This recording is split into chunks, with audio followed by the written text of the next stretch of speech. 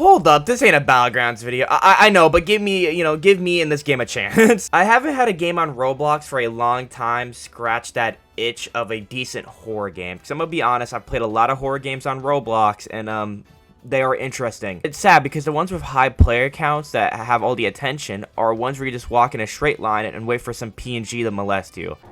Is this the part where I shit my pants? No. Dark Descent is different. You don't go straight forward. You go straight down. Now, I know that sounds dumb, but let me explain. In games like Doors and Pressure, I like them as games, but not horror or thriller games. I feel like I'm in some ghetto backrooms waiting till I get to my goal. Instead, Dark Descent has you going down in a sub, slowly imploding in on itself while you and your friends who are not qualified at all to work it, trying to make it run past depths it most likely was never designed for.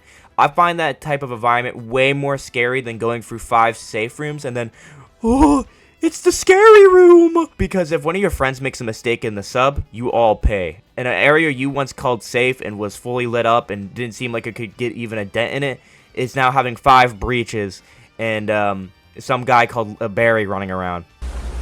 Oh cool, now I can get fucking 4K, sick. It was me, Barry. I jerked you off. Deep Descent was made at the end of 2023, so you're all old.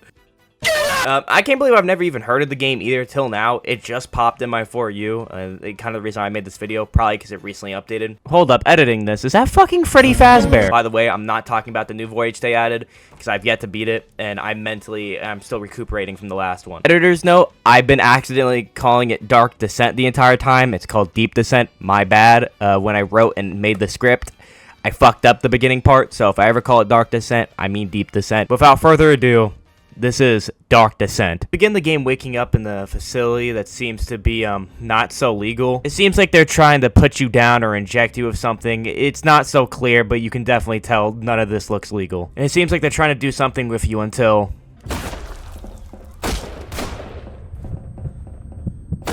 you're given a contract to sign with these guys, and you clearly don't have any choice with the guns.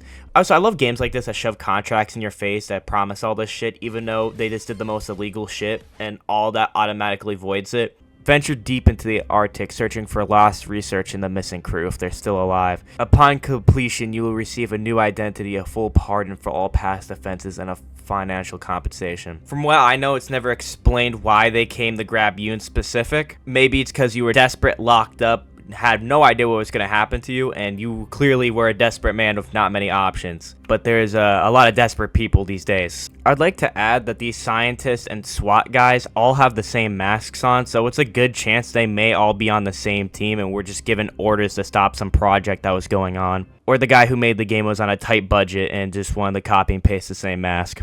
After everything you just witnessed, they proceed to give you the blue pill from the Matrix. You start to wake up at the hub, baby! You got quest and one more important thing, drip. But we're not here for that. We're here for the minimum wage gameplay. You load into your submarine, it tells you to go to the terminal, you turn it on, and this will be the only voice you hear the entire game. Greetings.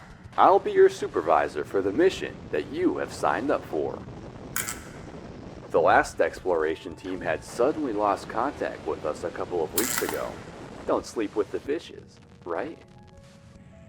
Ha! Setting that aside, your goal is to recover the findings of that last team's record box. They serve a very big purpose to us. And also, by all circumstances, you are strictly prohibited from surfacing the submersible unless you have completed the mission. In violation of said rule, expect immediate termination of your contract.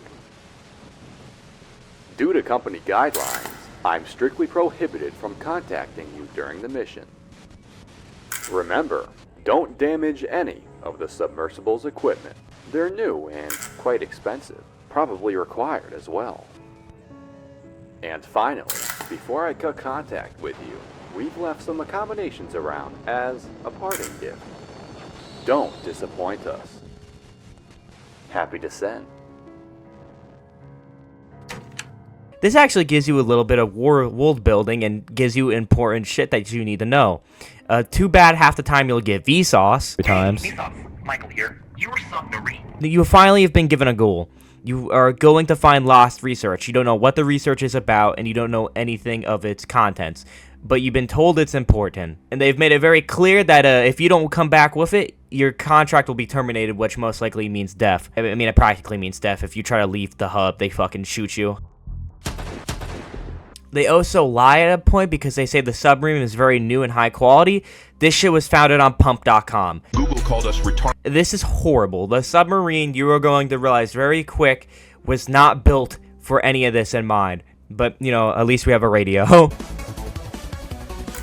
This is also a good time to explain the submarine that's going to carry you to the depths of Atlantis. It kind of looks like a potato with herpes, but that's not what this is, okay? This is a recreation of the submarine. These right here, that's supposed to be an arrow, are the windows. The ship contains 7 windows, 3 in the back near the engine room and 4 in the front. These will continuously break just because of the pressure or something that we will get to later. Other 3 big things in here are the engine here, the generator, and the toilet. The engine you need to constantly be fueling and also checking the pressure valves to help the ship not implode. The generator will need to be periodically fixed because certain entities will constantly kick it off, or sometimes it'll just kick off on its own. The toilet needs to be constantly plunged, or that's a weird looking bidet.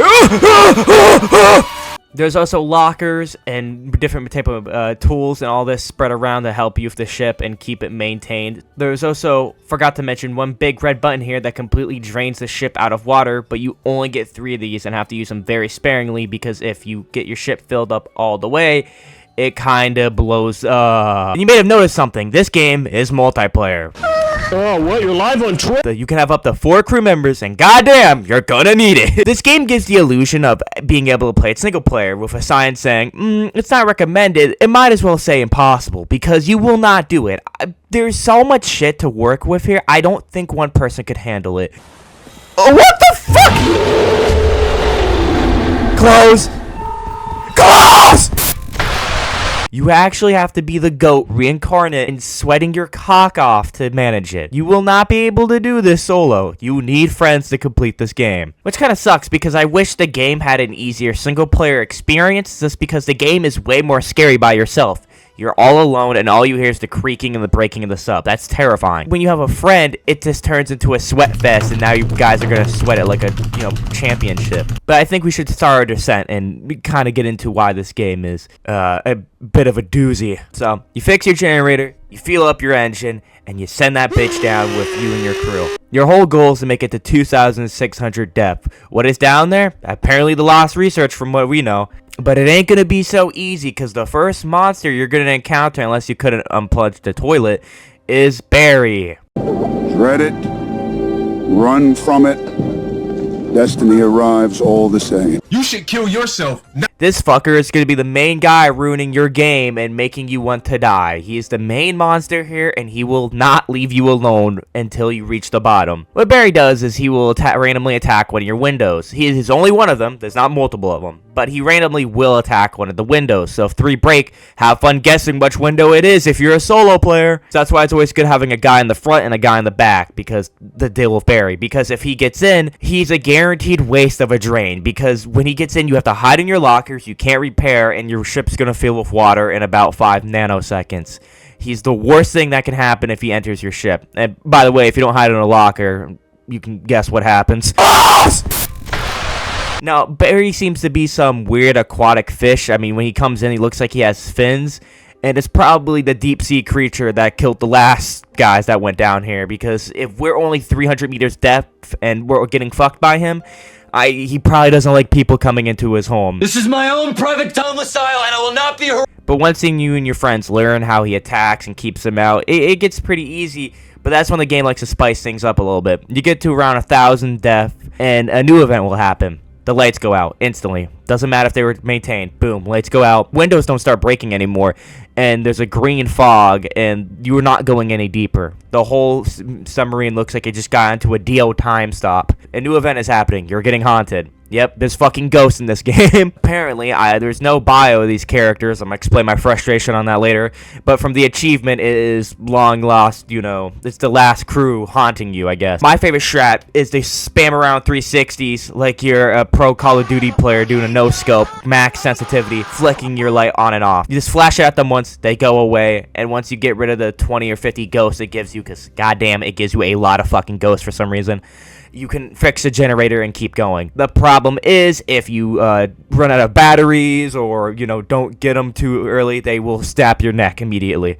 I don't know if I'm not supposed to look at it. Oh, I'm getting, like, murdered. What the fuck was that? How does a ghost kill you? I don't know. They don't explain it, so have fun figuring that out. And the last monster. This is the monster you've already seen. If you don't plunge the toilet, Larry comes up and grabs you. Yeah, I kid you not, the tentacle is called Larry. They were not very creative with the names. Now, I know this doesn't sound like a lot to maintain, but trust me, it is, because it starts to add up. The ghosts, not really. The ghosts are kind of just... The ghosts are nice because they're actually a breather. They stop everything else going on in the ship. You're honestly going to be happy to get a ghost event. Larry and Barry dealing with them, the generator, the engine, and everything else is a pain. And you and your crew, this is the part I like about the game. You will die a lot. You're going to die. It's going to happen. Don't be mad, but you're going to die. But every time you die, you learn something, and you come back. It's kind of like a little game you may have heard of, Dark Souls. And usually I don't like that type of gameplay, but for some reason this scratched something in my idiotic brain that really just, I like that. Every time you died, we always got a little farther. We got a little farther. And me and my friend literally had to become a ghetto-ass submarine crew to actually make this work. We had call-outs. Diamond one.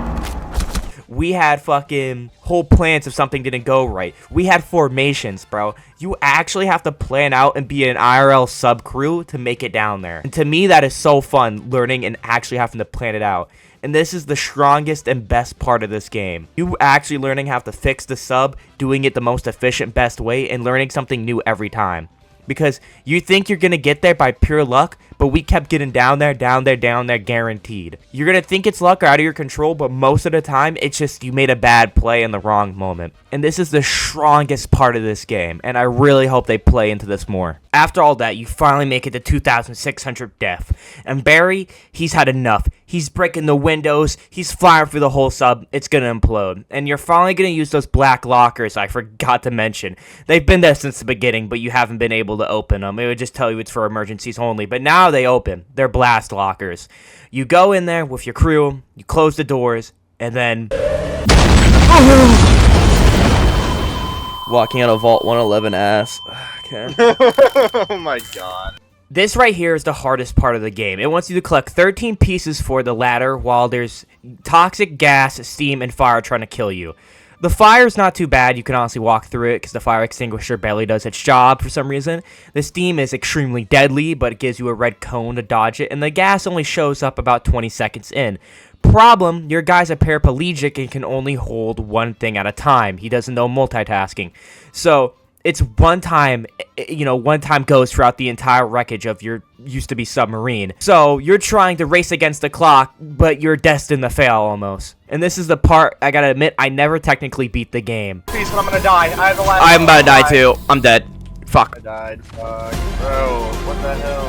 I don't even know where the piece is. You don't drop it. Fuck. I would have gotten it too. kidding? But you wanna know what happened? I would have gotten it too. You wanna know what happened? What? I ran out of stem, so I tried to take a soda, and I forgot it makes it drop. What? And before you say skill issue, motherfucker, let me see you make it here, okay? But this is honestly right here at the finish line, so I did the classic and went on YouTube to someone who did beat it. Because this is when we get into the disappointing part of the game. You build that ladder, you get out of your submarine, black screen. Voyage 1 completed. That's it? That's the last episode? Now, I know it says an achievement saying you made it to the underwater facility, so, you know, we're gonna go get the research. Yippee. Couple questions and things I want to ask about this that just don't make a lot of sense. How did we get there? Our submarine blew up, and us getting out, we're probably gonna get crushed by the pressure. We're probably nowhere even near the fucking facility. So how are we gonna get out and get to it? That really doesn't make much sense. I figured we would get out of the submarine and instantly get killed by the pressure, or by Barry, who's probably spawn camping the exit there. And even if we get in, cool. There's so much shit that's not answered, like, who are we really working for? Why are there demon sea creatures down there? This ain't like, you know, like Pressure. I talked about it earlier, but this is one thing I do like. They give bios for the characters. This game has an index, but the characters, it just shows you who you've seen, not who they are or what they are. And, you know, I don't want the answer served to me on a silver platter, but it really is annoying how there's just nothing there. It just feels, it's a really lackluster ending. And something that aggravates me too is Voyage 2 doesn't continue off Voyage 1. It's its own thing, it seems. And this is where my aggravations start with the game. It really tries hard to sell a good story here, but it feels like there's just no story. It feels like they kind of gave up with it. because there's just no notes throughout the submarine, there's no bios of the characters, and the way you get to the underwater facility is loosey-goosey at best. It doesn't really make fucking much sense how you even got there. I don't think the game is bad, I just think it has a lot of potential, and this is kind of just a disappointing ending for a game you had to work your ass off to get. Would I play this game? Yeah, it's a fun game, but just don't be surprised when it has a really shitty ending. Maybe in the future they'll add stuff that will make it make sense and, you know, more story stuff to it. I hope they do, but as of now, this is an extremely disappointing story to a pretty decent game. It only took 13 minutes into the video to explain why I was disappointed in the game, and I did it in about 3 minutes. I wasted all your time. I'm very good at this. If you made it this far in the app sesh, please like, subscribe, all that good stuff, because this is very different from the content I usually do, and I would like to do more like this and, you know, put more effort into this, but I just need to know if you guys like it, so please support it any way you can. Thank you to QQB11R, Salt, Lozek Grain, Zeb, Shake, Queso, Kaiji, Hush091, Prina Zero, Junior, Shadow X, Yoko, Big Man Shram. Thank you all for the continued support of the channel, and I'll see you all next time. Peace!